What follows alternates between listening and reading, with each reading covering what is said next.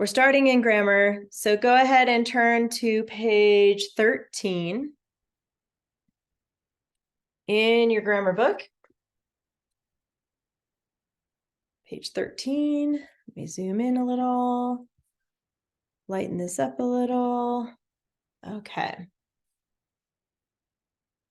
Page 13, we're talking about adjectives. And you already know about those, I'm sure of it, because that's one of the first parts of speech that you learn with a noun. So an adjective usually describes a noun or sometimes a pronoun. And the adjective tells which one, what kind, how many, or whose. Those are the questions you can ask yourself when you come across a word, especially in this book, when you're trying to identify the part of speech. You can ask these questions to verify if it's an adjective. And here it says memorize it. So which one, what kind, how many, or whose. If you can answer those questions, that means that the word you're looking at is probably an adjective. Here's some examples. Robin crossed the slippery bridge. An adjective usually comes before the word it describes. Usually, sometimes it's in a different spot, but usually it's right before. So the adjective slippery, obviously it describes the bridge. And you can ask this question, what kind of bridge? A slippery bridge. So there you go. Slippery describes the bridge. That's an adjective. Here we have the bridge appeared slippery. So this is in a different order. The adjective may follow a linking verb. The linking verb is appeared. That's actually a verb, appeared. It's called a linking verb because it's linking the subject or the noun, which is the bridge, to the adjective slippery. So sometimes if you think of a chain with links on it, a linking verb does just that. It's linking together other words in the sentence. Okay, and then it says, the linking, I just said that. And then the adjective slippery describes the bridge still. So what kind of bridge? It's a slippery bridge. Same question you can answer. Here's another example. Robin carried his bow because the possessive pronouns my, your, his, her, its, our, or their function as adjectives. You will now mark them as adjectives. The pronoun his replaces Robin's and functions as an adjective. And you can know that when you ask the question, whose bow? So remember, bow is the noun. It's a thing. You use it with an arrow, a bow and arrow. Not a bow for your hair, different bow and arrow. But you're talking about his bow. Oops, I'm up here. And then if you ask whose bow, it's his bow, right? So his is the adjective, is telling which one. No. Okay, down here it says find it. So find the nouns and pronouns in the sentence. Once you find the noun or pronoun, you ask the adjective questions to identify the adjective. Pretty straightforward, right? Write ADJ above each adjective. And so here you have two sentences as an example down here. Robin strolled through the quiet woods with his bow. In that sentence, you have woods. That's a noun. Quiet describes the woods. Then you have bow. That's also a noun. And whose bow is it? Is his bow. So that makes his an adjective. It is a pronoun, and it's functioning as an adjective. Remember, we know about pronouns, his and hers and she, he, they. Those are all pronouns. But it depends on how it's used in the sentence. Tells us if it's an adjective pronoun. So here it is. This other sentence, Robin's skill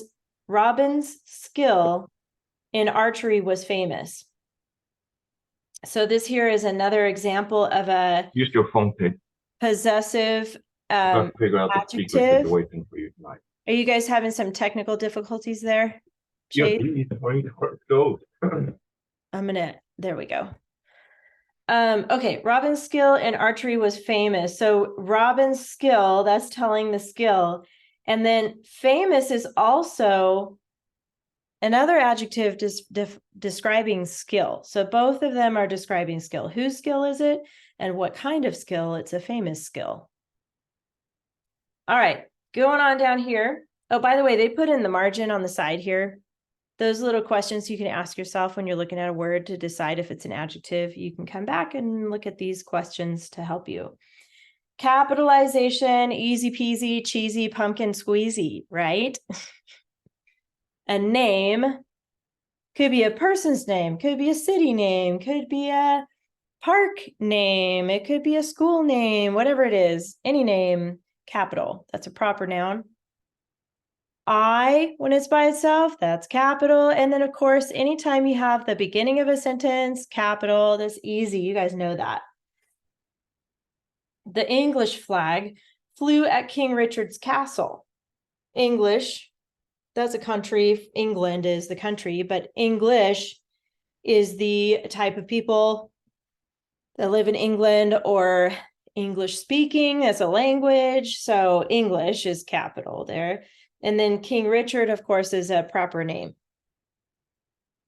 Quality adjective. This is something you guys are going to learn how to use in your writing. It's called a dress-up word. In this book, you're going to learn that starting today, actually. How to use dress-up words to make your writing have more style. And this is one of them. It's called quality adjective. And it's different than a plain adjective because sometimes adjectives, you can use a really good one to describe something, and that gives the reader more of an image, like a better picture in their head, what you're talking about. So quality adjective just takes it up a notch. Dresses up writing, creates a strong image. I already said that. More specific than a weak adjective. A weak adjective is one that's overused or boring or vague. But quality adjectives, they're going to take it up a notch, like I said. So you can keep a list. It suggests in the back, there's an appendix 2 in the back. If you want to keep a little list of your own quality adjectives as you're reading a book, as you're going through your homework assignments or whatever, and you come across a word and you're like, wow, that's a good one. I need to remember that adjective so I can use it later. You can keep a list in the back of the book. Any questions about page 13? If not, shake your head. Okay. Let's look on page 14.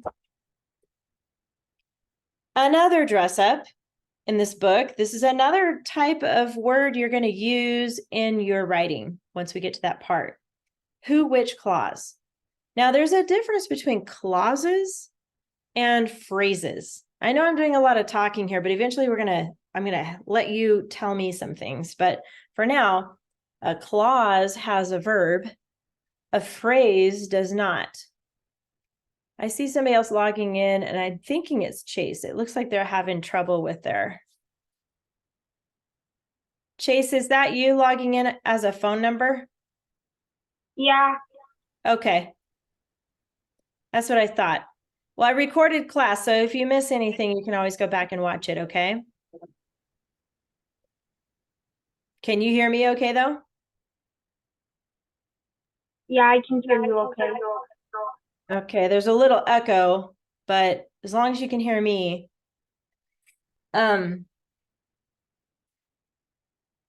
Okay, we're talking about who, which clause. It's a group of words that describe the noun that it follows. It begins with the word either who or which, a relative pronoun. So here it's talking about you use who whenever you're talking about a person, a people, or personified animals. That would be like animals that take on a personality like a human, like fantasy story. If the animal talks or has a personality or has feelings, you would use who if you're describing something more about that animal. Or pets, we do that with our pets too. Use the word which when you're referring to an object. Things or animals just being animals, like the giraffe in the jungle is just being a giraffe, right? The giraffe's not speaking. Or playing as far as playing games or cooking food or doing human things, right? Normally a giraffe is just a giraffe, maybe eating leaves from the tree. And places. Those are times when you would use the word which in a clause. A who which clause is a dependent clause, excuse me, which means it must be added to a sentence that is already complete. Here are your examples. Robin eyed the target. That's a sentence. It's short, simple. Robin who eyed the target. They tried to put a who clause in here, which is a good who clause, but it's not complete. It's called a fragment, which means you need more to the sentence, right? They're giving you a better example down below. Robin, who eyed the target, picked up his bow. That is complete, a complete sentence. So I want you to notice something. The who clause right here, who eyed the target, it has the verb eyed, which basically means he saw, he like spotted the target, and he lined it up in his sight. That's what eyed means, right? You think of a bow and arrow and you think of a bullseye, and he's lining it up and he's got it ready to go. He eyed the target. When you have a who which clause, you have to have another verb after it. Otherwise, it's incomplete. So here you have picked up his bow. So here we have picked up. Picked is a verb, so we've got your second verb, and that's why it's complete. Robin, who eyed the target, picked up his bow. So you have an extra verb in there, and now it's complete. Up here, Robin, who eyed the target, it's leaving you hanging. It's not a complete sentence. So just remember that when you have a who which clause, you have to have another verb after it for it to make sense. This is a lot to take in one lesson, but don't worry, we're going to review this a lot. So if you're lost, it's okay. I will help you. I promise. Okay. You're going to mark it with right here where it says W/W. That stands for who and which. Both of those start with a W, so that's how you're going to label these in your book. And then you're going to write a V above each verb and an S above each subject, because within that who which clause, remember, there has to be a subject and a verb. So here's your example. Robin thought about the contest, which he hoped to win. So in this example, the first verb is in the first part of the sentence. But notice there's still two verbs. There's a verb thought and hoped. And so the hoped is inside the who which clause, but we also have an extra verb, which makes it a complete sentence here.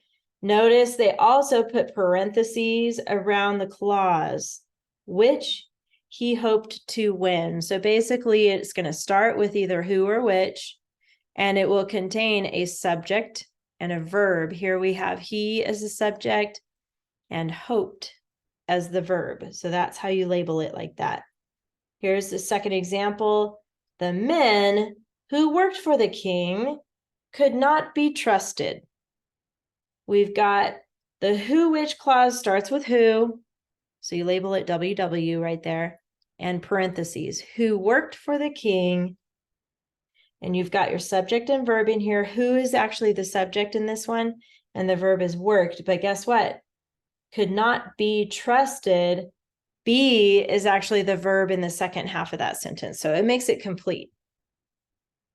And then there's some comma rules. Don't let this scare you. Commas are fun. Yeah, that's it. That's what I was looking for. Commas are fun. Okay, tell yourself that like 10 times a day, and then maybe you'll start to believe that commas are fun. Okay? I'm just kidding. Commas are commas. And so you use them to separate items in a sentence, but sometimes they're used to separate a who which clause from the rest of the sentence, unless the who which clause changes the meaning of the sentence. This is where it gets weird. But don't worry, we'll practice this together. All right. Place commas around who which if it is non-essential. So that word non-essential means not vital, not super duper uber important. Okay. If it is, super duper uber important, then you do not put commas around it.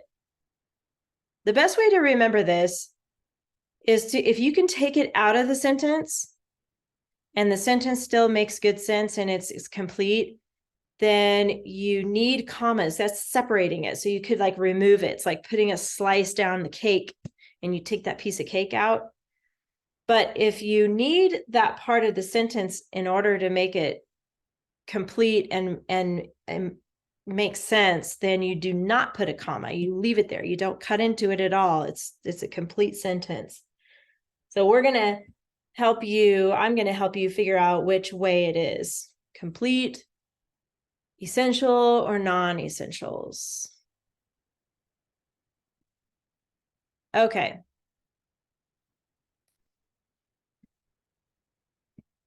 Any questions so far? If not, if you don't have any questions, just shake your head.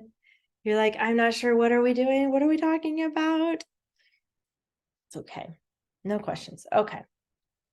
If you do, remember, you can unmute and ask me because that's why I'm here. But the good news is this is not the only time we're going to talk about this. We're going to talk about this a lot. And then you're going to start to go, oh, yeah, I remember she said essential and non-essential. Oh, yeah, I remember commas. I remember this. So eventually it'll start clicking. So just let it be okay that you're learning it for the first time and it's just, you know, starting to absorb into your brain. Would anyone like to read the sentences today on this page? Any volunteers? I'll do it. Thank you, Matt. Go for it. Okay. Robin whistled and thought about the contest, which would be entertaining. He wasn't worried about the other archers. Nice. Good reading. Our vocabulary is obviously entertaining. It's in bold, so that's how we know. So entertaining, how would you define that, Matt? What does that mean? Fun to do, something like something to like, I don't know, please you, I guess. Yeah, that's a good way to put it. Or amuse, something that's amusing. The way to, I guess, the way to describe entertaining is it's entertaining, like a movie. Like a movie or a sports game or some kind of juggling act or maybe a concert of some kind. Anything that you're like, wow, cool, that's neat, that's really cool, you know, and you're engaged like that. So that's good. I know what you're trying to say and you're right. Let's go ahead and put a check mark by vocabulary. We got that figured out. Articles, remember, are a and the. Go ahead and write them in there next to where it says articles. A and the. Trying to get my light right so it doesn't give me a reflection there. Let's see if I can lighten that. And then there's two of them. Go ahead and find them and put AR on top of them. Oh, there, that's better. Okay. So let's see. I see one here. Those are easy peasy cheesy. Just two. So let's go on to Alex. There, it says there's 3 nouns in there. Can you help us find the 3 nouns? Those are person, place, thing. Archers. Yes, archers. Whistled. Whistled would actually be an action. So that's going to be a verb, but we'll mark that later. Contest. Contest, yes. And entertaining. Entertaining is actually an adjective. So it's actually going to be also a subject. So you've got Robin here. That's actually going to be a noun because it's a person. All right, so there are your 3 nouns: Robin, contest, and archers. How about Chase? Can you find a pronoun? The pronoun is he. Good. So are you listening to me on a cell phone? Is that what you're doing? But you're logged in with video on your computer, is that right? Yeah. Okay, so I know what's going on. On your computer, can you mute, not your video feed, but mute your computer and then you won't have that echo anymore. You can just hear me through the phone. Does that make sense? Like mute on your keyboard? Mute your volume. Yeah. Not mute on the Zoom, because that might be what you're thinking. Not on the Zoom. I mean like on your actual device. Did you get it? Which device? No, the computer, the laptop or whatever you're using right now. Well, That makes I Turn the can't. volume all the way down on your whatever your main thing is. I can't. Oh. There's nothing connected to it. No, Meaning is it like, are you using an iPad or what are you using for your device? The one No. Like, what's your video coming through from? What's in front of you? What device are you using in front of you? Is that a computer? Computer, yes. Okay, turn off the volume to the computer. Just turn the volume to the computer all the way down. I'm trying to. There's no device connected to my computer, therefore I cannot turn down the volume. I see. Okay, well, it's Huh. okay. We'll just deal with the echo. I don't think he's understanding what we're trying to get him to do, but I it's okay. understand, You do. Okay. but there's no microphone, no speaker, or anything connected to it, so I can't turn down the volume. Okay. There There's should be no- something internal, like an internal volume, but if not, that's okay. It might be on a No PC. sound coming from my computer. There's no sound coming from it. Okay. Got it. Are you on a PC? It's okay, Matt. I think we better just move on. It's okay. Thank you for All right. trying now. Yeah. We'll just have to deal with the echo. It's okay. Did you, oh, you already told me he is the pronoun. That's right. And then let's go back to Matt on this one. How about the adjectives? It says there's 3 of them on here. 3 adjectives.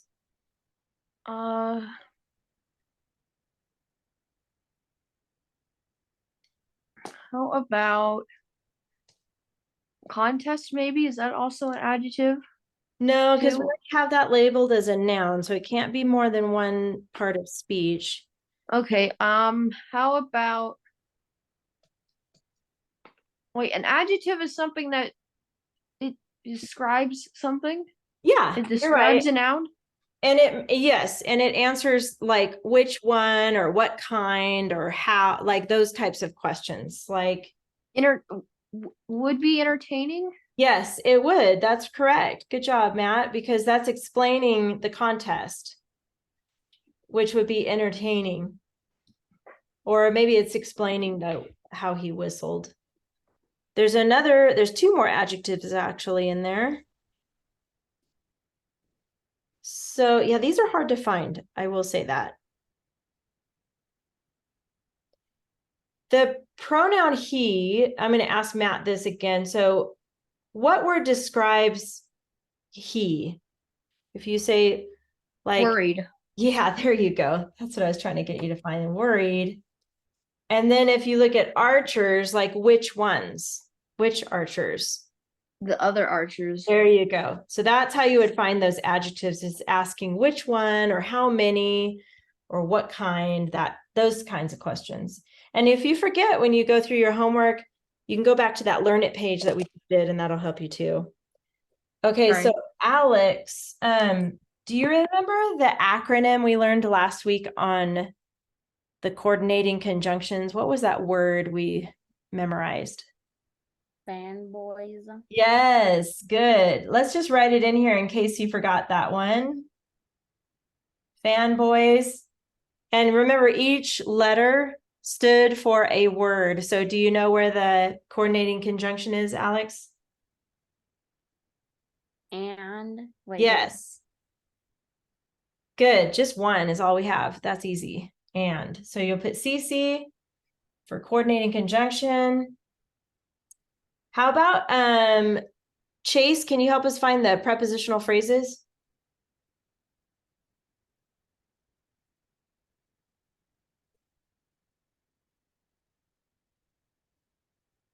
Did we lose you sound wise? I can't hear you now. That's weird. Maybe just try to turn up the volume on your phone. Can you hear me through the phone? Yeah? But now I can't hear you. That's weird.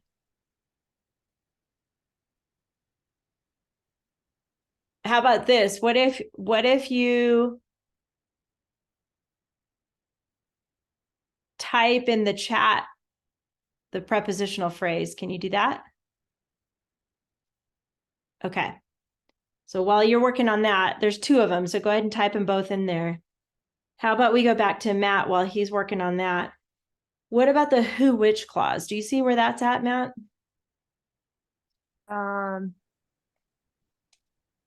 Maybe, well, which it's up there next to contest. So that's the beginning of the clause. So we're going to make it in parentheses, but what's the whole clause? Would Keep going. be entertaining. There you go. Which would be entertaining.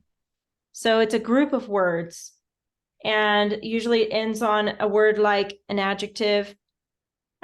So here you have which would be entertaining. We're going to label it with W/W like that. That stands for who, which.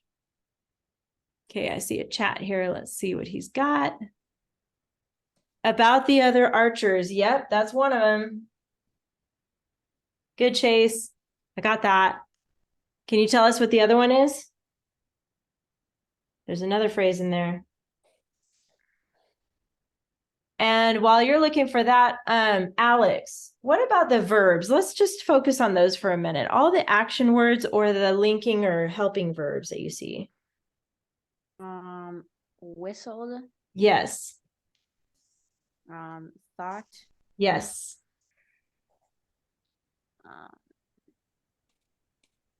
Worried. I don't know. Maybe. Worried is actually the adjective. We already labeled that one, but there's a couple others that are like helping and linking verbs. Like as in would be. So would and be are those linking verbs. It's linking the subject to the adjective right here. So that's what those are called, linking verbs. And then there's one more that's a helping verb. You think you know where that one is, Alex? It's a helping verb.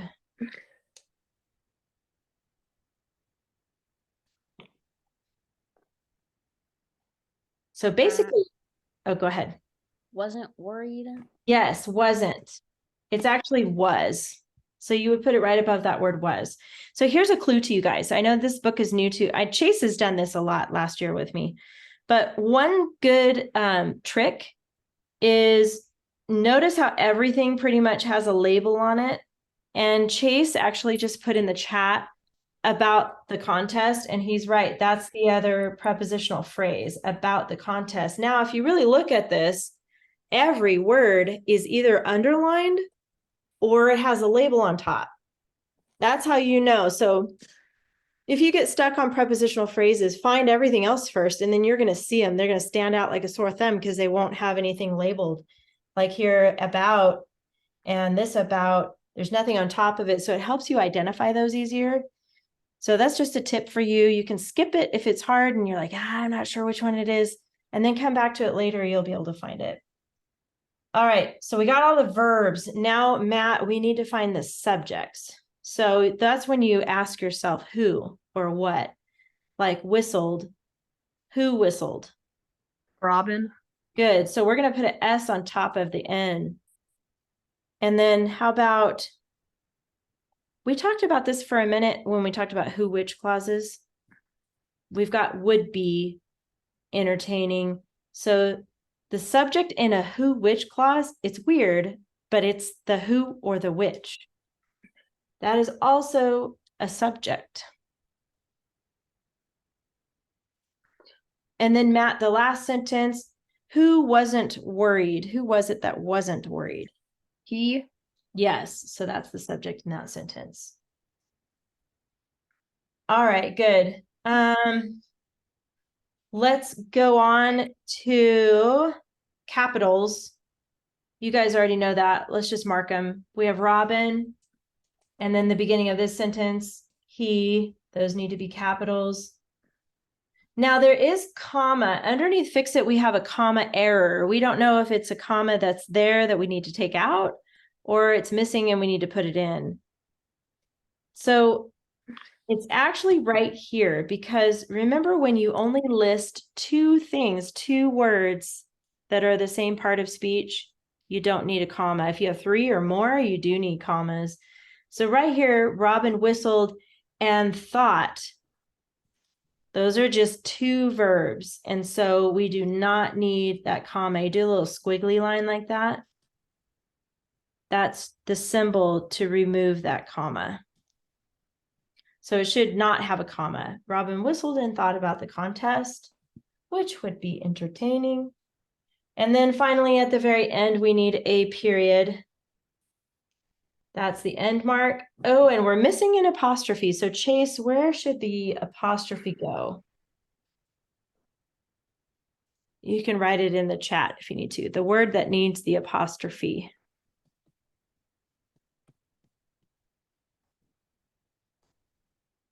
If you guys already know, you can just mark it. Good. Wasn't needs the apostrophe right here between the N and the T. Okay, that's a lot. We got it. So you're going to copy this down later after class as part of your homework. And then your actual homework pages for grammar are going to be pages 16, 17, and 18. That's day 2, 3, and 4. And this is how you'll do it. You can use this as an example, or you can look back on the Learn It pages that we talked about in the beginning. Any questions about the grammar? Nope. Okay. All right, done with grammar. Let's move on to the binder.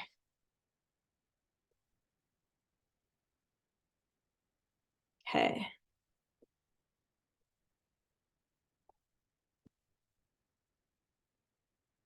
First thing we need to do is a little bit of organizing in the binder because we are finished with the blue-ringed octopus and carnivorous plants. So go ahead and get out. They should be at the front of your binder, the stuff that you are working on.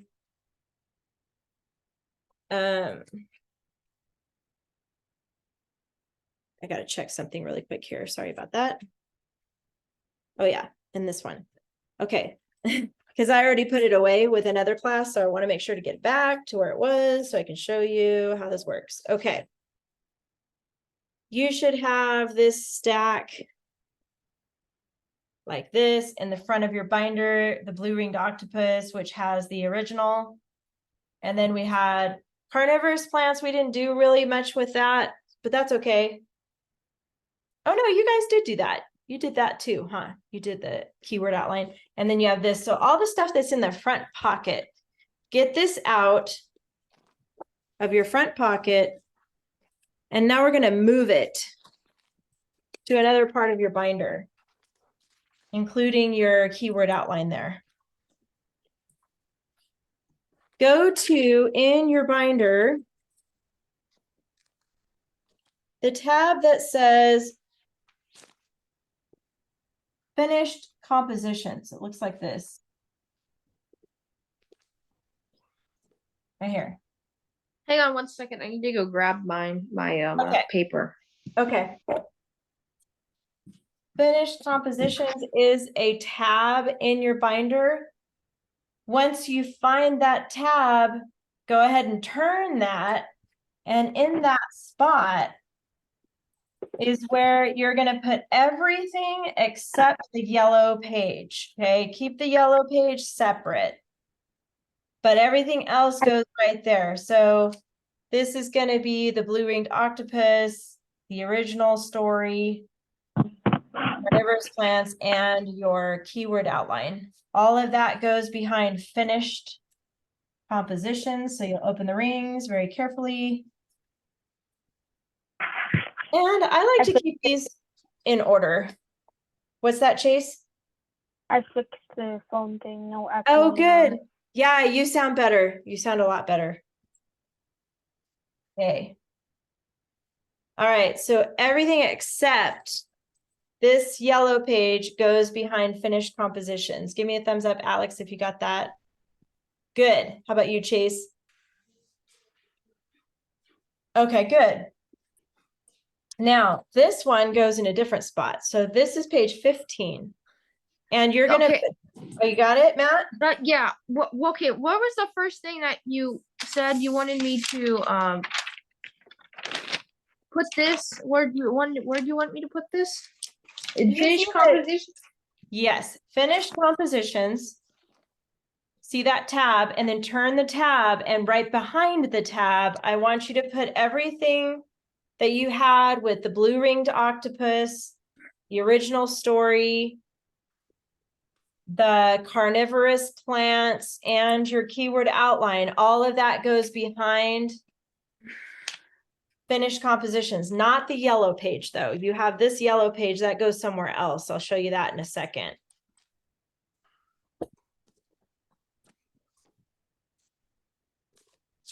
So all the stuff for blue ringed octopus and carnivorous plants goes behind finished compositions. I don't think I was here when we did something about carnivorous plants. Oh yeah, that's okay. I couldn't remember if this class did it or not, but that's okay if you didn't. No biggie. Just blue Okay, ringed where is that at? The carnivorous plants? Oh, here it is. I think I have it right here. It should be page 13. I know we didn't do anything with it, but still you'll put it away because it's part of week 1. Does that make I got it. Oh, good. Okay. So all of week 1 goes behind finished compositions except this yellow page that goes in a different spot in the binder. This one is page 15 and that goes in a different spot in the binder. So give me a thumbs up if you already put these away for blue ringed octopus. I know Alex and Chase did. I mean, yeah. Did you get it put away, Matt? I'm getting that thing, the yellow thing put away. The yellow thing goes behind model charts and outlines. It's a different tab. All right. That one, turn behind that tab, and that's where you're going to put the yellow page 15. Model charts and outlines.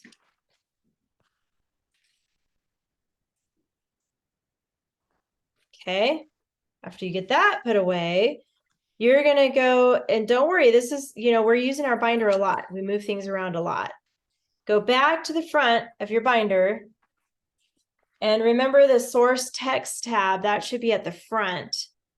You guys have that one? You're going to turn that tab, and then you should see week 2.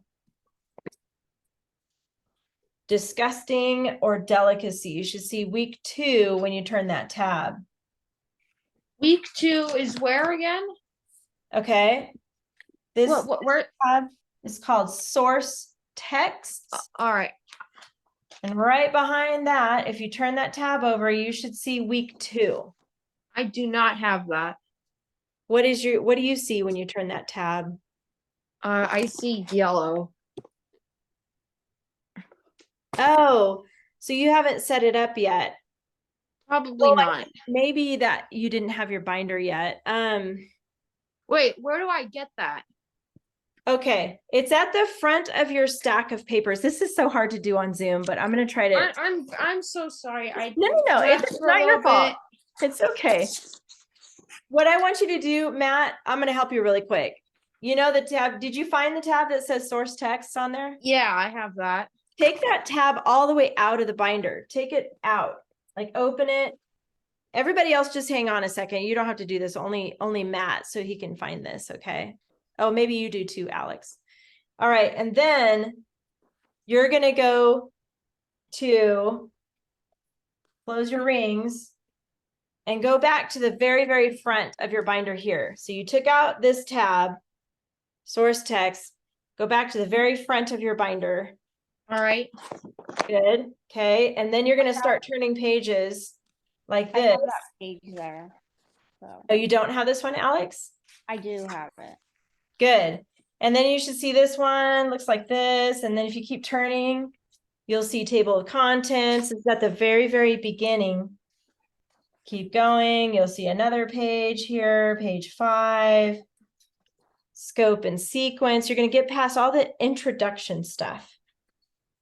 And then you should see, sorry, hold on. Mine got mixed up here. You should see this page.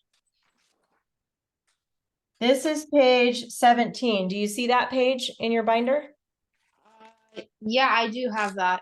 Good. found it. Your tab source text should go right on top of the week 2 disgusting or delicacy. Open the rings and stick it right there on top of that.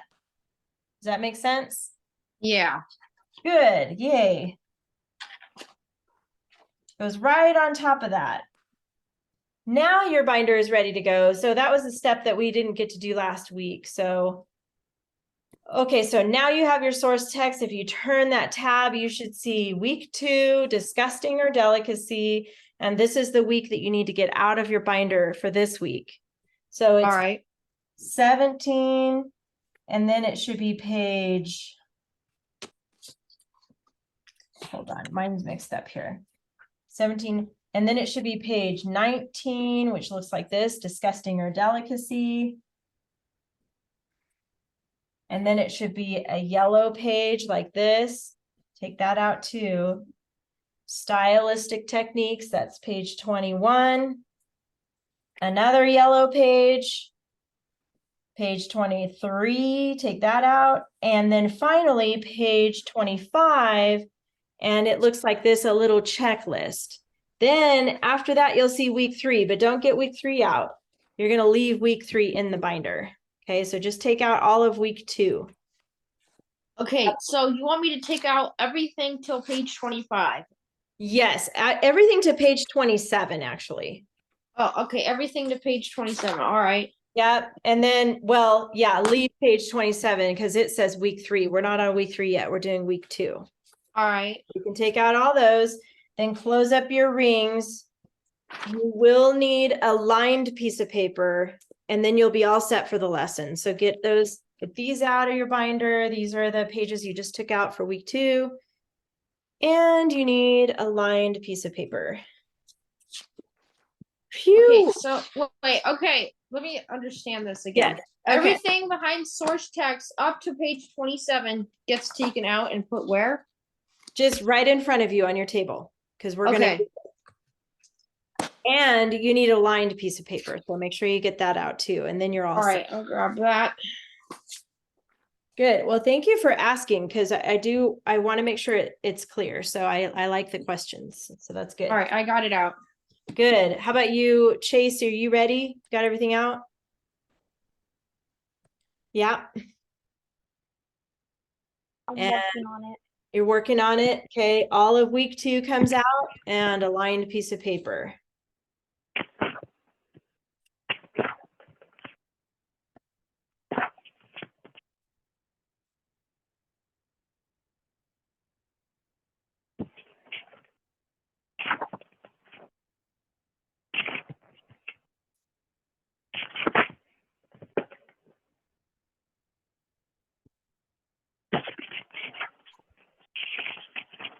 It's really taking a long time to find it.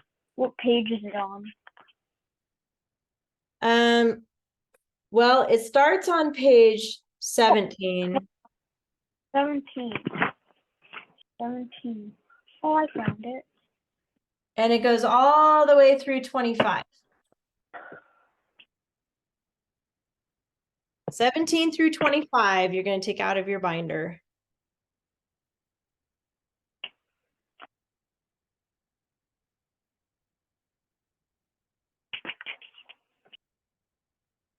Okay, you guys good? Yep. Okay. Did you get it out, Chase? 13 through 25. Yep.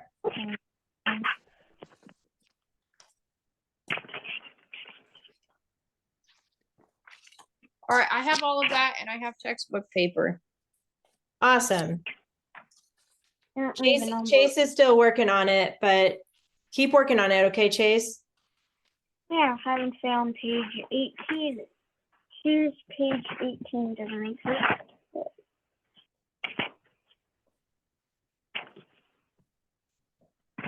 Yeah, I think my whole thing gets mixed up because apparently 19 goes after 8 and obviously doesn't, so.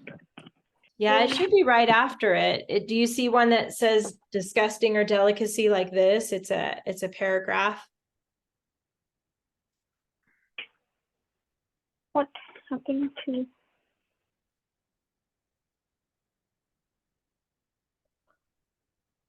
If you need help, maybe you should go grab your mom and see if she can help you really quick.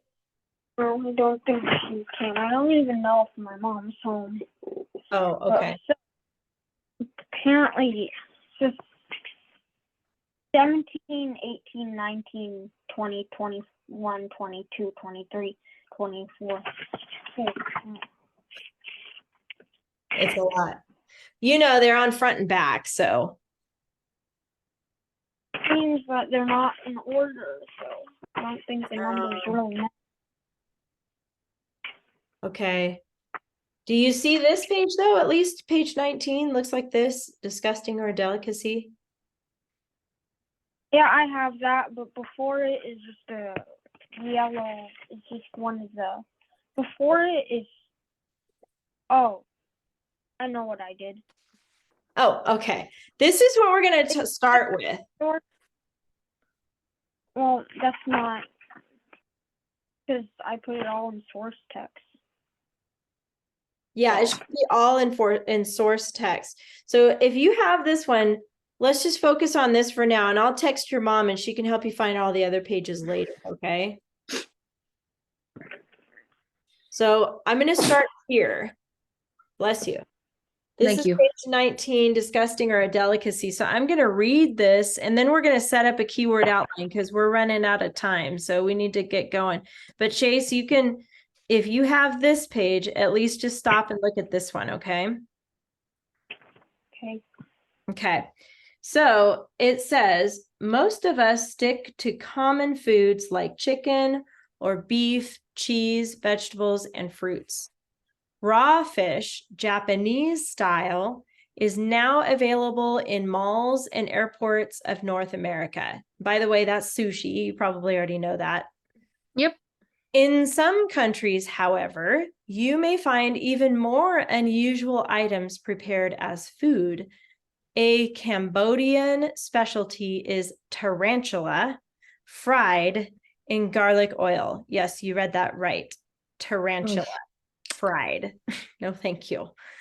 A food seller in China may offer grilled black scorpion on a stick. Yuck.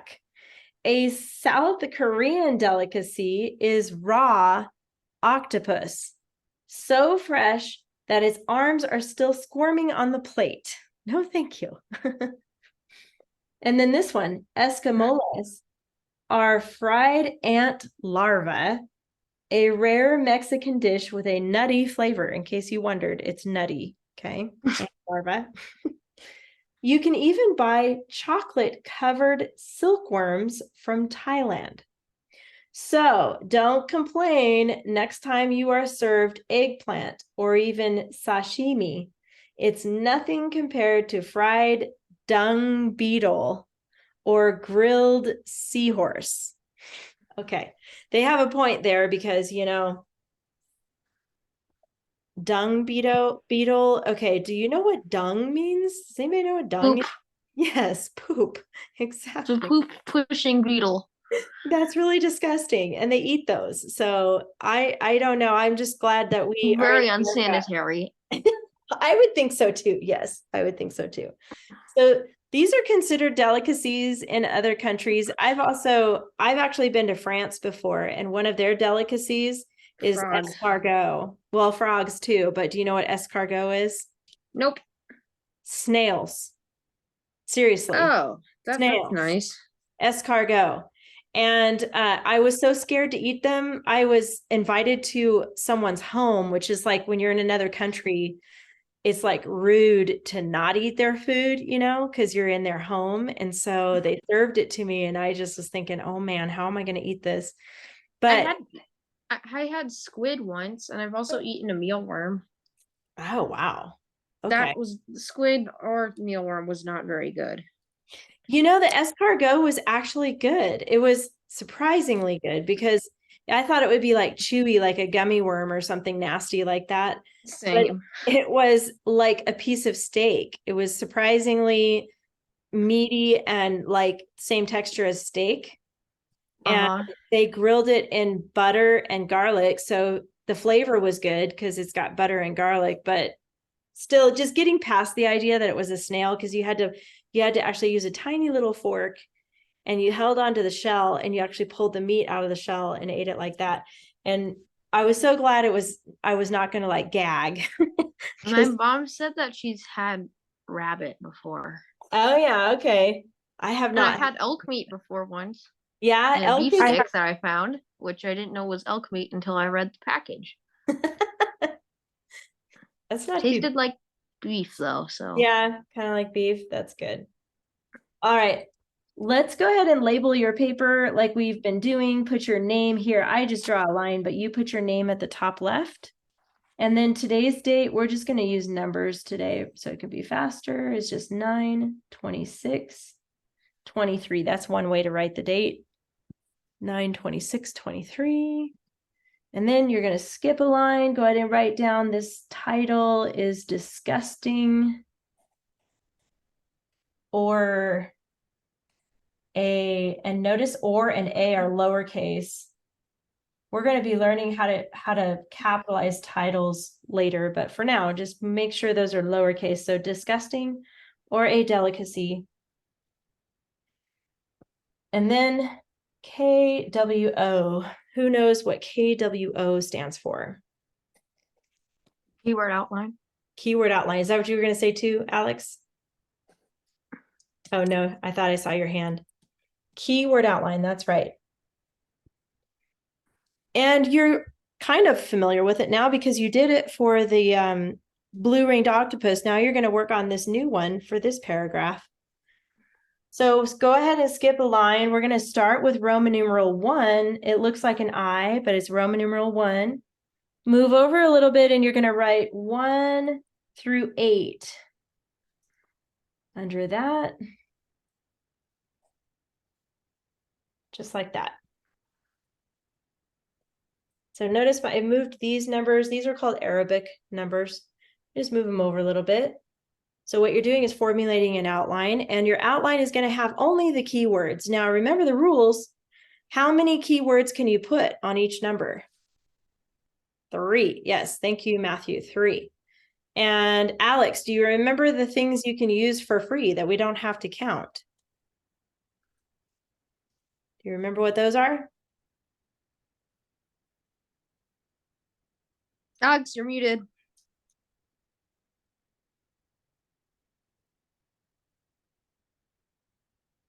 Like the little symbols, Symbols. What else? abbreviating it or something. Yes, abbreviation. And there's one more that's free. I don't know. Numbers. Pictures. Symbols, abbreviations, and numbers. So you can use like a date or an actual number, and you don't have to count that as a word. Okay. Do pictures count? Pictures don't count, but they're called symbols, even though sometimes we draw a little picture like a pizza or something, but those are considered symbols. And no, we don't have to count those. Here's the thing though, you don't want to have a whole bunch of symbols or a whole bunch of pictures. It's only when you need it. So every once in a while, it's okay. So looking at the first sentence, we're just going to break this down again. Most of us stick to common foods like chicken or beef, cheese, vegetables, and fruits. So I'm going to have Chase What do you think we should put for our 3 key words there? For that first sentence. Can you hear me? All right. Yes. So most of us stick to common foods like chicken or beef, cheese, vegetables. Most Okay. stick, most people eat common. Most Common. Yeah. One time I had rabbit stew, and also I like oysters too. That's like a popular. Yeah. I also had frog legs on a cruise. Did you like the frog legs? One time my grandma got live shrimp and then boiled it. It's better if it's like live shrimp because then it's more fresh. Oh, true. Yeah. Going back to this though, Chase, I think we should start with common. And then let's pick a couple of the common things that are listed here. Common, chicken, beef. Okay. There you go. And notice we don't have to put all of the things listed. There's too many there and we can't use them in our outline because that's going to be more than 3. Some of you might be thinking, well, I can draw a chicken or I can draw a piece of fruit. And you can add a symbol here if you want to draw a piece of fruit or a piece of vegetable to symbol for fruit or vegetable, you can. But it's okay to just list a couple of them because what you're doing is paraphrasing, you're summarizing. So you don't have to have all the details, just some important ones. Good. All right. So Alex, I'm going to have you do the next one here. The next sentence says, raw fish, Japanese style, is now available in malls and airports of North America. How can we put that on our outline?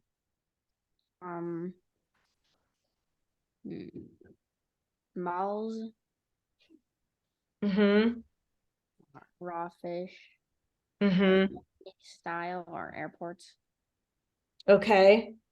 Those are all really good keywords. I think we could do raw because we know fish, but we could draw a little fish symbol. How about that? What if we do raw? And then you can just draw a little fish symbol. However you draw yours is fine. That's just how I picked mine. Raw fish. And then I liked your idea of malls and airports.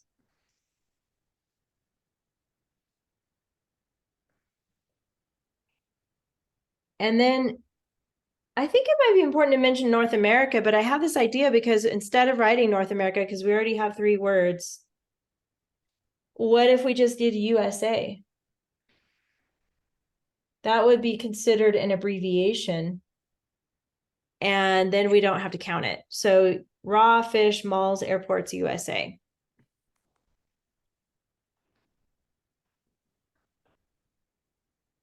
Okay. And then I might go a little bit long today, guys. I know it's almost 2:30, but Matt, how about you do the next sentence and then I'm going to show you what you're going to do for homework. All right. Hang on. Let's see.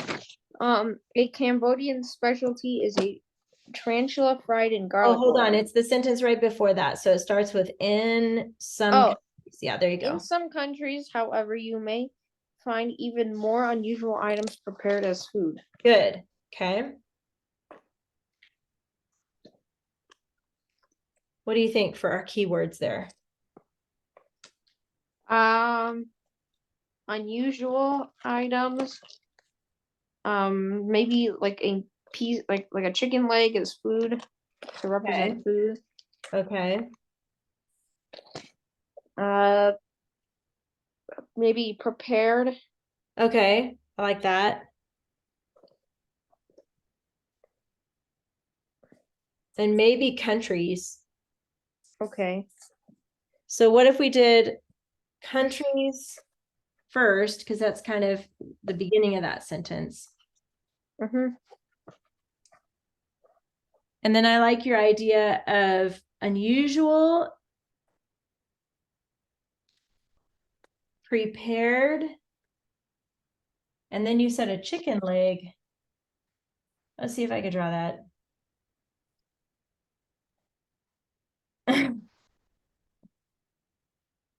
That doesn't really look like a chicken leg, but you know,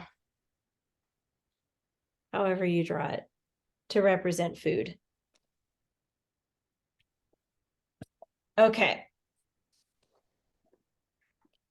For your homework, you are going to finish this keyword outline. This is going to be what you work on for your writing part. And then next week, we're going to move into how to turn that into a paragraph. So your homework this week is to finish this, same rules for each sentence. Read the next sentence, find the keywords. You can use a symbol, but don't go crazy on symbols, okay? Just use them sparingly. And finish up the rest of this outline. And then next week, where I'm going to walk you through how to use that to turn into a paragraph and using dress up words and all that. So that's pretty much it. You're going to do your homework with the grammar, which is those 3 pages, 16, 17, and 18, and then finish this keyword outline. Are there any questions about homework at all? No? You guys are good? All right, that was a little bit hard to do today, but we made it through. You guys are good. And I will see you next Tuesday. Have a great rest of the week, you guys. See you next time.